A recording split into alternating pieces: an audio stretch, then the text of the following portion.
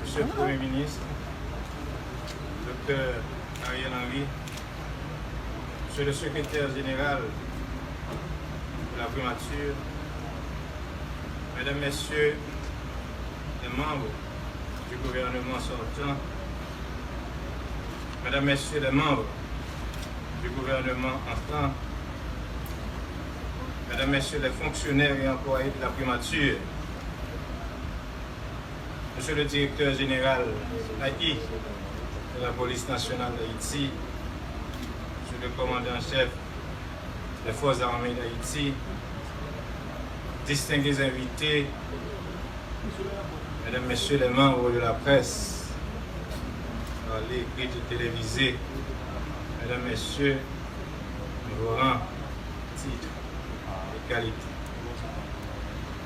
Depuis un peu plus de 3 mois, j'ai la lourde responsabilité en tant que ministre des Affaires étrangères et des cultes de diriger le gouvernement ad intérim suite à la démission du Premier ministre Joseph Jout.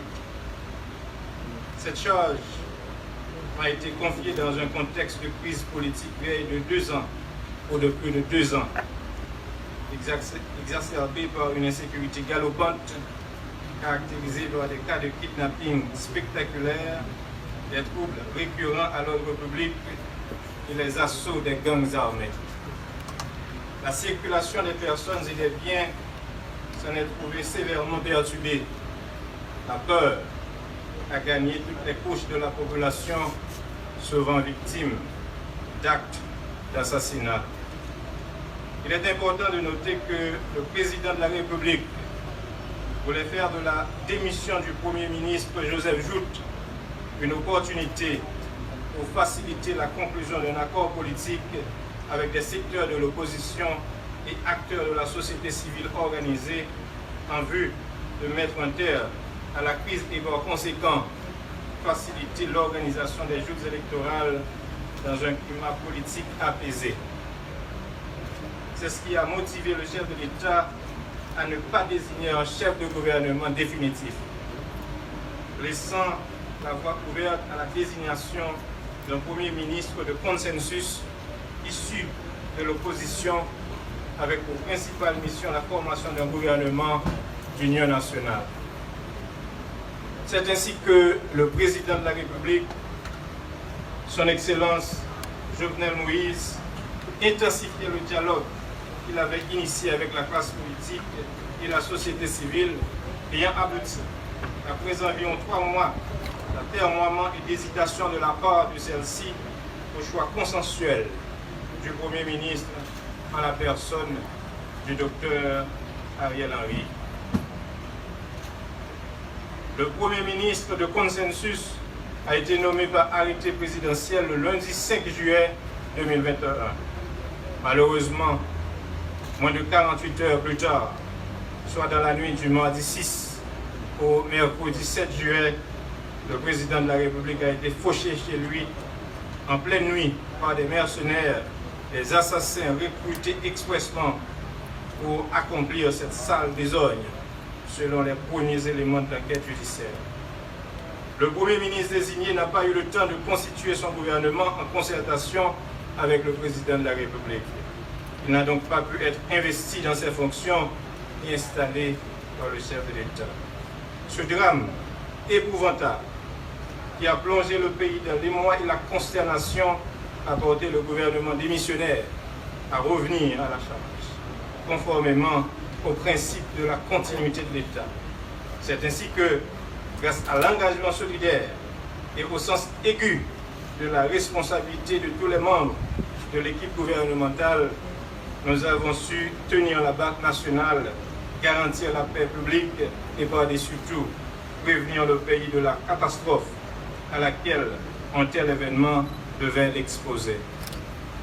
Quoi qu'on dise, aujourd'hui où les conditions sont réunies pour assurer la passation de dossiers entre le gouvernement démissionnaire et le gouvernement définitif, conformément aux dernières volontés politiques du feu président Jovenel Moïse, selon bien sûr la belle formule de l'ancien Premier ministre Evans Paul, nous devons nous enorgueillir d'avoir pu éviter que le pays sombre dans le chaos et l'anarchie qui le guettait au lendemain de ce crime odieux et abominable.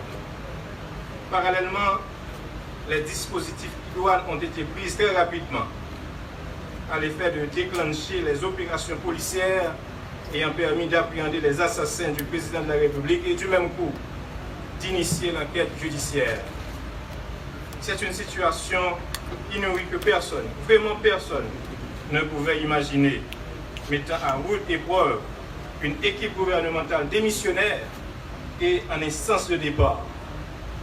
Il a fallu faire preuve d'intelligence et d'ingéniosité pour mobiliser les ressources et énergies nécessaires pour y faire face. L'histoire, pour la postérité, retiendra qu'il a fallu dans cette circonstance exceptionnelle du courage, de la clairvoyance, de l'abnégation, du patriotisme et surtout un sens élevé de l'État. Monsieur le Premier ministre, Mesdames, Messieurs les ministres, Mesdames, Messieurs, qu'il me soit permis d'adresser aux membres du gouvernement démissionnaire, en particulier aux membres du Conseil supérieur de la police nationale d'Haïti, ainsi qu'aux membres de mon cabinet, mes félicitations et mes remerciements au nom de la patrie commune, pour leur sens de responsabilité, les sacrifices consentis et leur collaboration franche et sincère. Cette épreuve aura permis aux uns et aux autres de se découvrir et de se rendre compte des exigences qui s'imposent à un homme d'État, des qualités qui lui sont requises, mais aussi de mesurer les implications et les valeurs qu'impliquent les fonctions politiques. L'assassinat du président de la République est un coup dur porté à la démocratie. Il est venu nous rappeler les sacrifices qu'il faut consentir pour trouver la voie du développement et d'une gouvernance publique saine en Haïti. L'équipe gouvernementale qui cède sa place aujourd'hui au gouvernement de consensus restera à jamais marquée par ce sacrifice ultime d'un homme, d'un chef d'État jeune, pétri d'énergie, de courage et de dévouement, qui a voulu tant de bien pour son pays et pour lesquels on se battait à ses côtés. Nous nous devons donc de poursuivre, individuellement ou collectivement, cette lutte contre les inégalités sociales qu'il menait constamment, faisons-le pour sa mémoire et pour notre pays. La République doit identifier tous ces assassins, auteurs intellectuels, complices et exécutants. Tout gouvernement, tout acteur politique, tout citoyen, toutes les forces morales doivent s'engager dans cette démarche afin qu'une telle atrocité ne se reproduise plus dans notre pays. Chers collègues, ministres, secrétaires d'État et collaborateurs, c'est un honneur d'avoir travaillé avec vous et d'avoir pu bénéficier de votre soutien dans cette difficile mission de maintenir une équipe gouvernementale démissionnaire, soudée et solidaire. Seule l'histoire pourra juger de nos efforts. Monsieur le Premier ministre, Dr Ariel Henry, vous prenez les rênes du pouvoir exécutif à la faveur de la vacance présidentielle, en votre qualité de président du Conseil des ministres, dans un contexte qui, à bien des égards, est très difficile, très différent, bien sûr, de celui que nous avons connu au moment de votre nomination le 5 juillet dernier. Vous vous rappelez sans doute que tout de suite après votre nomination officielle par le feu président Jovenel Moïse, je vous ai appelé pour vous féliciter et vous donner la garantie de ma franche collaboration. C'est avec cette même élégance, cette courtoisie républicaine que je vous transmets aujourd'hui les clés et les bureaux de la primature.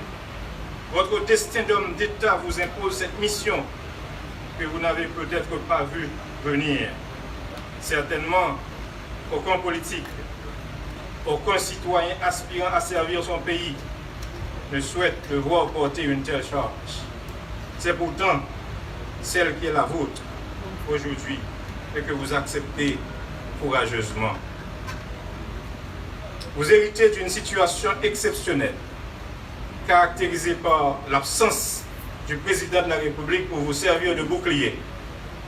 Une crise politique sans précédent dans l'histoire du pays, une insécurité galopante, une situation socio-économique morose et précaire, un processus électoral à poursuivre impérativement, et j'en passe. Tel est le sombre tableau du pays dont vous allez diriger le gouvernement, Monsieur le Premier ministre. Y a-t-il des recettes pour vous aider, vous et les membres de votre gouvernement, à relever de tels défis avec des enjeux aussi importants? Difficile à dire.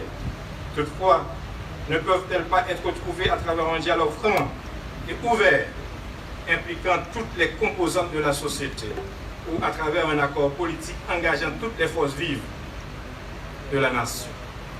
En tout état de cause, Monsieur le Premier ministre, la satisfaction des besoins de la population, l'établissement d'un climat d'apaisement social et politique, la résolution du phénomène de l'insécurité, la création des conditions nécessaires au développement du pays et le bien-être collectif sont parmi les principaux chantiers qui vous attendent, ou mieux, qui nous attendent.